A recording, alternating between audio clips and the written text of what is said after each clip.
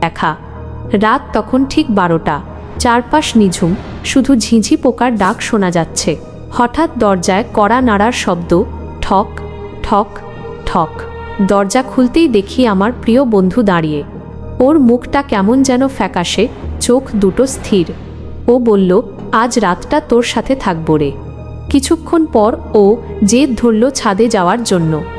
আমি বললাম, এত রাতে ছাদে যাবি? ভালো লাগছে না তো।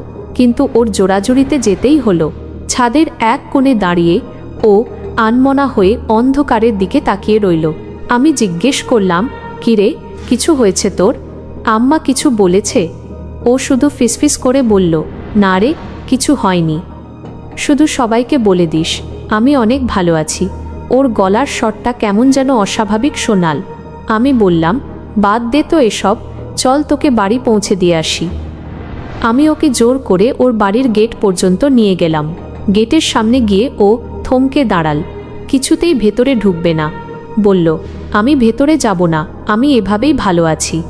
আমি ওকে একরকম তাড়া দিয়েই বাড়ির ভেতরে পাঠিয়ে নিজের বাসায় ফিরলাম।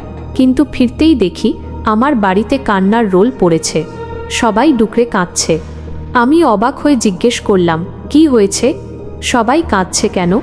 মা ডুকরে কেঁদে উঠে বললেন, তোর বন্ধুটা আর নেই রে। একটু আগে খবর এলো ও এক ভয়াবহ দুর্ঘটনায় মারা গেছে। আমার শরীর হিম হয়ে এল। শির দ্বারা দিয়ে একটা ঠান্ডা স্রোত বয়ে গেল।